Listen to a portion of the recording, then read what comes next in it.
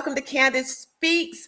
Since you have dropped by, can you hit the subscribe button, the like button, the notification button so you'll know when I'm coming on and y'all can join me because we're going to go live. And share the video. So today we're going to talk about love and marriage Huntsville. Total Mayhem. Season 5, episode 5.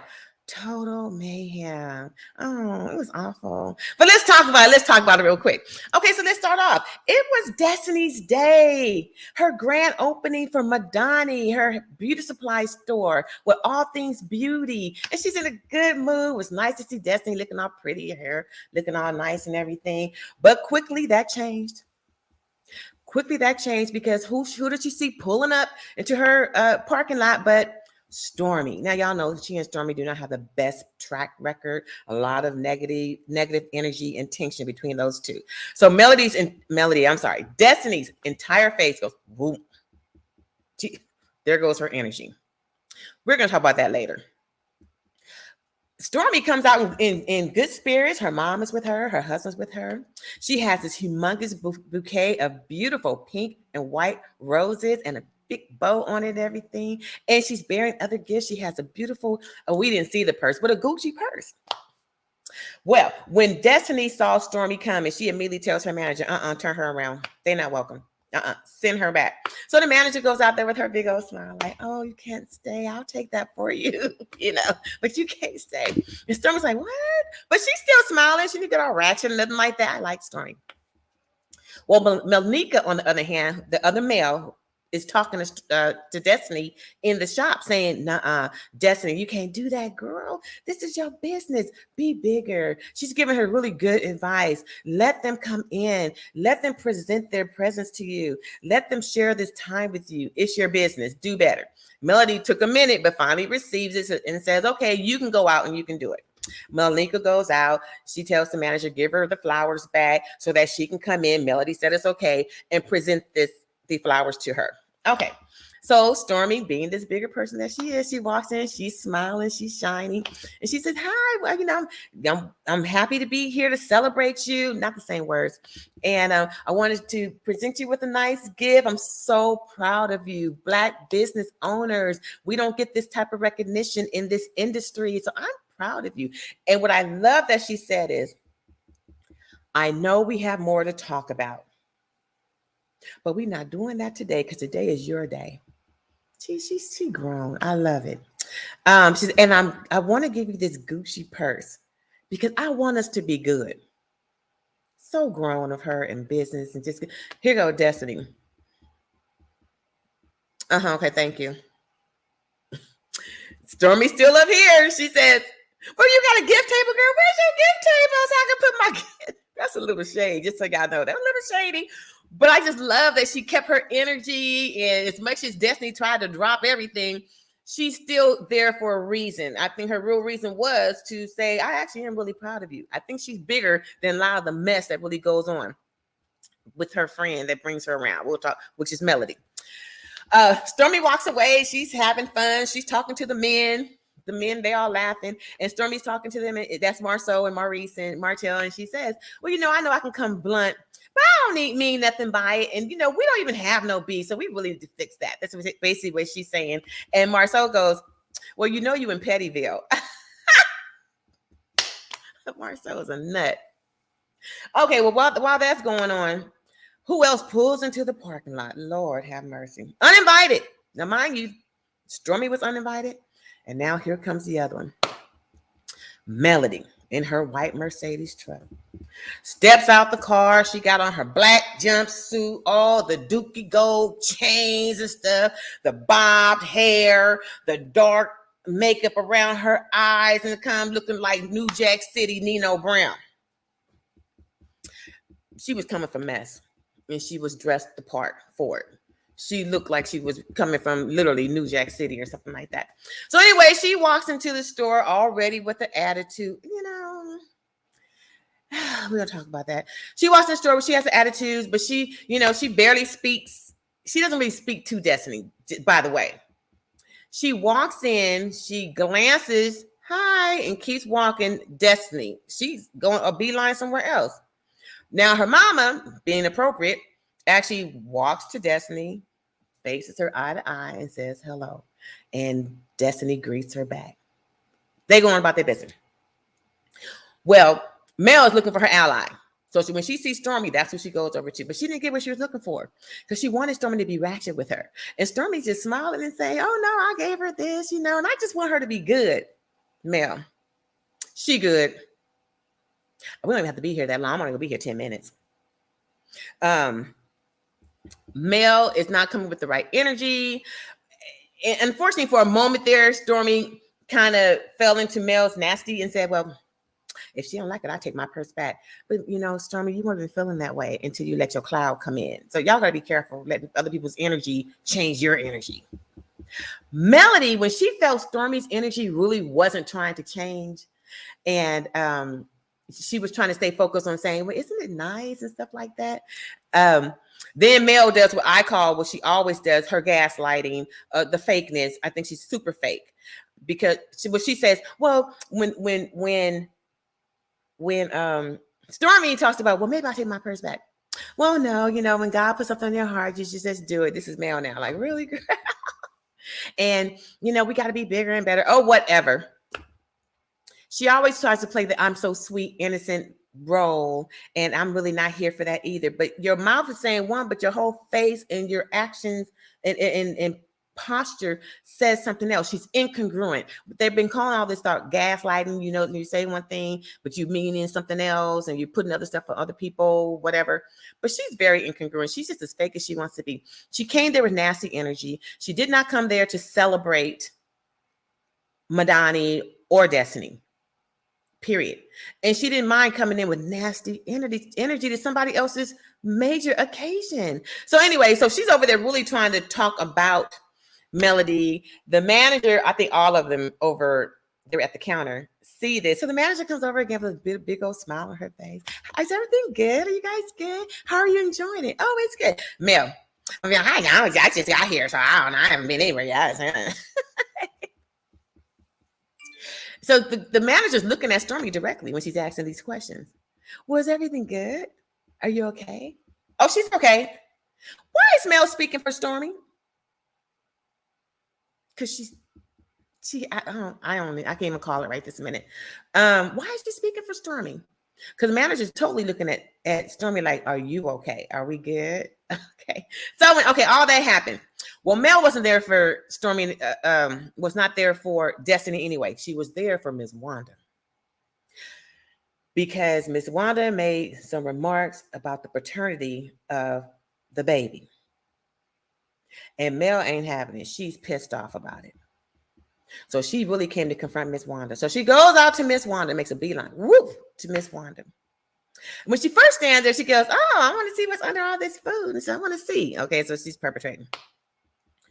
But finally, when it really comes down to it, now she's addressing Bernard. Wasn't that you talking about me? Wasn't that on social media? And now she's talking to Miss Wanda.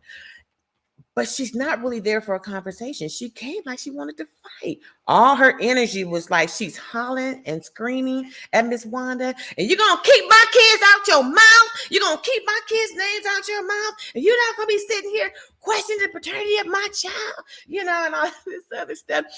Threatening me, talking about my kids. First of all, talking about somebody's child is not a threat. Just want to be very clear. So why is she trying to say threatening, trying to put that out there? It's really not. Miss Wanda now she's turned. Miss Wanda's like, nobody talking about your kid. I'm talking about you. I'm talking about you. And nobody knows who that baby daddy is.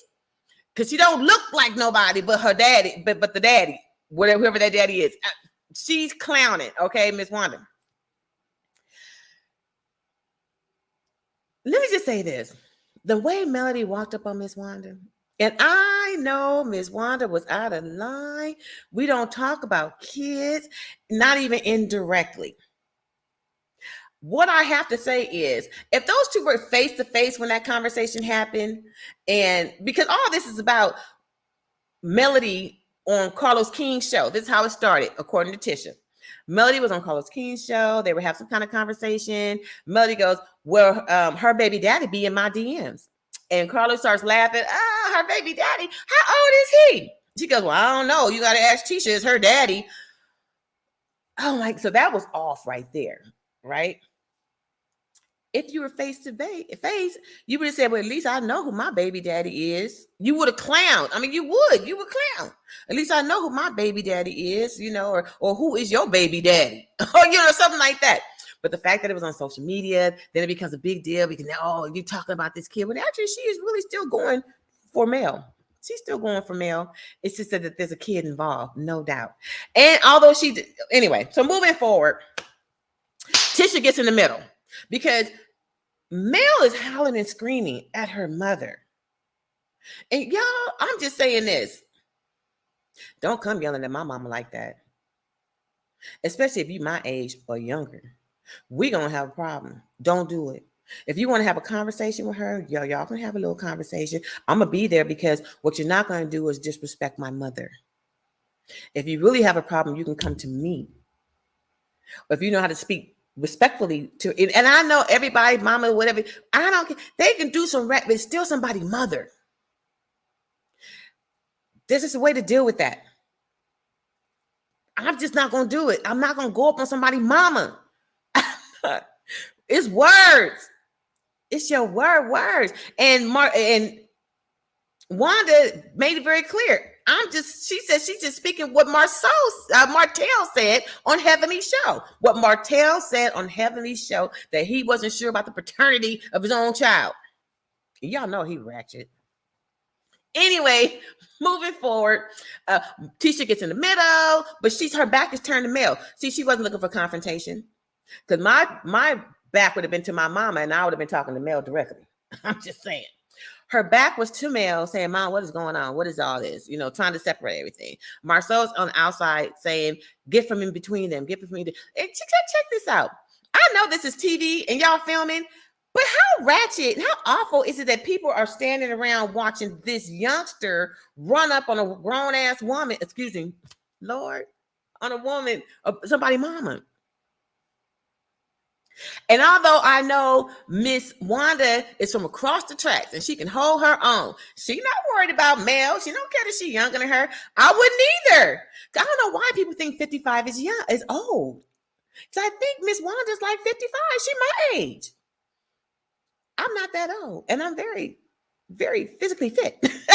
Honestly, so I don't know why people think, but I guess it looks that way. I guess when you think about it, when I was in my 30s and somebody was in their 50s, it seems super old.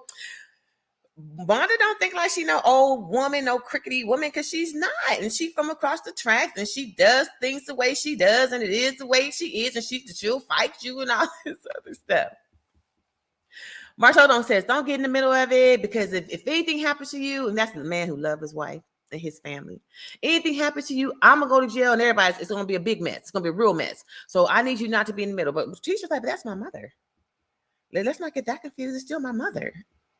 Okay. So anyway, all that breaks up. Wanda's in the store. Maurice is trying to calm her down, and she's still holding down 10 toes in that I was talking about her. But if that includes that child, then that's what it is. That's what she said. Well, it does. When you question paternity, it includes the child. So outside, the guys are talking. Marseau is trying to explain to Martel again, like everybody, like he and Tisha are saying, that Wanda's not talking about the baby. She's talking about your wife. She's talking about your wife. And Martel says, no, she's talking about the child. She said the child. Marceau says, no. Maurice said, yeah. Yeah, she's talking about the child. She said it. So then Marceau says, okay, well, I didn't hear all that. Now Martel says, then you shouldn't be talking, and turns around and kind of didn't touch him, but gestures like back up. Marceau throws his hands up because he's not finished talking. And he's like, but no, whatever he was saying. Martel turns around. Maurice kind of gets in the middle. Martel kind of pushes Maurice and kind of throws his arm. Maurice goes off. I was surprised. Like, Maurice, what made you go off like that? Because he turned around like that? Because I thought you were there to de-escalate it. But Maurice goes off. And I don't think, did Martel actually push him? He might have somewhat kind of pushed him and threw his arm. And then, so now Maurice goes off. And when Maurice went off, that was a wrap. Now Marceau is on. So everybody that was trying to keep their composure and just have conversation, because Marceau was like, this is for like, dude, I'm just talking. Let's get it. Now let's get it. Now you got Martel trying to run towards them. You got Marceau running towards him. It was mayhem. You got Melody out there still howling and screaming with her squeaky voice, and poor Destiny. She's like, "What is going on? This is my business." And Destiny standing outside, and she goes, "You guys have made a mockery." She's not talking directly to Mel. She's talking in general. They have made a mockery of my store, my opening. And now here comes Mel again, howling and screaming. What'd you say, Destiny? See, Mel looking for something. But girl, what are you really looking for? Because you're not from the other side of the tracks. I don't think you probably ever fought anybody. And I think you shouldn't probably have put that outfit on, because you really thought you was from gangsta town, New Jack City, and that you was coming to get it in with everybody. And it just looked ridiculous, honestly. And honestly, Mel brings that energy. I'm not going to just say brought. She brought it there, but she brings that energy. And oh God, why? For the love of money, Mel? For your career? That you'll let this kind of stuff, and you'll bring it. You'll let this kind of stuff happen. You'll initiate it. You'll instigate it. You'll agitate it. Mel is the issue. Y'all know that, right? Do you? What do y'all think? This is just my opinion. This is my opinion, because this is one of my favorite shows. Because it's like Black excellence, and I love it. And see, I love real estate. So as soon as I saw this was a show of couples, Black couples that have come together, and they're not just buying houses, they're developers. They do commercial property. They're opening notaries and stuff. I mean, this is major, you guys, because real estate is one of the biggest investments you can make. And they're the ones developing it and making it happen. They're making multi-million-dollar companies. These Black entrepreneurs, they're selling wines and champagne and opening bars and stuff. We don't go out there and brawl. But Melody brings it. And do you know there's something called being triggered? Triggered. Melody is triggering. She's even triggering for me, because there's so much, when I was younger and didn't know better and lived off my emotions, it's easy to be triggered and put hands on. But see, we actually, because I grew up, maybe you could say, from across the tracks, not my whole life, but started off, lower income, and you had to know how to defend yourself, and you had to know how to fight, because it was going to happen eventually. And that just wasn't an issue for me. I didn't start because I wasn't raised like that. I wasn't one to talk. I was studious. But and that was why I would get picked on, but not really, because people the ones who knew me, they knew better. But when you first with me, I was articulate. My mama taught me well, me and my brother, even in living in low income. You didn't mess with us. You didn't really mess with me, because my brother was an athlete, so he didn't really have that issue. But me being a girl, and I had really long hair and ponytails, and I was real smart, and what people would say, talk white, whatever, I enacted. So you push me enough, I just start throwing hands. I was never somebody that did the whole arguing back and forth. I just start throwing hands. And I was very tomboyish. And I'm strong. I'm big. I was very muscular. I still am. And the reason I'm saying this is because in time, you can evolve and you can change, because you make choices. Say, I don't like that. It's bad energy. It keeps you tense. It keeps you on edge. It keeps you unhappy. And you just want to be happy and find your happy space. And you choose peace, and you learn how to live that way, and how to walk away, pick and choose your battles, walk away from some stuff that doesn't matter. But see, there's something called being triggered and snapping. And you almost forget that you've been peaceful for 20 years and snap and jump on somebody for poking you. I feel like Mel is a poker. I think all these people have the desire to just have peace, and Mel just keeps bringing the nasty. And then she brings people around her to be her little minions and puppets, and they just fall right into it. You can't tell me y'all don't see this the nasty side of her, and that she's really just she brings bitter to everything. She really does. She's the shadiest. And she puts it in your lap and lets you do it for her as she sits back. She puts whatever in your ear and has you do it. I bet Tiffany figured it out. I think Tiffany figured it out, because now whenever somebody says something about Mel, she gives them the side eye, like, really? Better be careful. I think Stormy gets it. So I think she's starting to back up and let their light shine and let her stay dim. I really want to be able to speak more positive on Mel, because I know she has a lot of positive things going out, but she's just going on in her life, her makeup or hair company, whatever. I think she has like a moisturizing company or whatever. Just whatever she has going on. She has a lot of positive business things going on, but you got to be good from the inside out, because all this stuff going on around you, it can come and it can go, but your character is everything.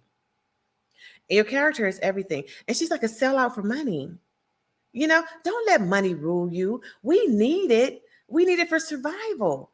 And do the right things and it can just explode. You have an abundance of it. But I have an abundance of what's great from the inside first. Let your greatness shine. Everything else will come into place. But she's selling herself for $1.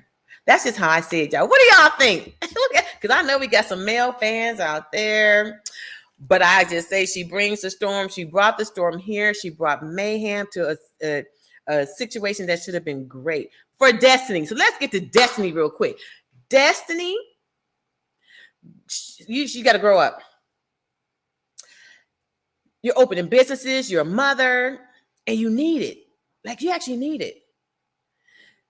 You cannot hold on to bad energy. You have to always know how to put yourself and your situation first. Stay high. Kill it with kindness, girl. You got to learn to smile it away. Like, oh, okay, hey. Fake it till you make it. Even with the people you can't stand the most, you let them spend their money. Let them be your advertisement, because it's about you. Destiny, she handled that so wrong, slamming doors, running, and oh my God. Her whole thing, she let all her joy get sucked out of her. And I hate to say, that's on her. That is on her. She had people around her, Tisha, Kimmy, her dad, everybody saying, girl, let that go. Enjoy your time. We're here with you. You got people here for you, but you let two people, really just one, bring you down, suck you up. Really just one, male. The best revenge on anyone is your success. Did you know that? Is your smile, your shine, your freeness. That is the best revenge. It's to let them know you can't get to me, girl, because my life is great. Just stay away from me. You stay away. If she was going to turn anybody away, why you didn't turn Mel away? Like, no, I want you here. And that's what I mean. Why you didn't stand up to her? And then running behind her afterwards, talking about, you didn't even come here and speak. Can somebody work with? I'll work with Mel. Not Mel. I'll work with you, Destiny. Because there's something really broken and sad going on with Destiny, honestly. She needs to be rebuilt. She has to find her self-love. She needs to find her confidence. She needs to love herself and know that she's worthy and that she's doing great things. And don't worry about the outside noise and outside people. Don't be out here comparing yourself to others, because what God has for you is yours. Work the way He has you working. I would love to work with her. She put something on Instagram, and I have to really look at it. And she was really upset. I think she was crying. And about how people judge her and all this stuff on social media.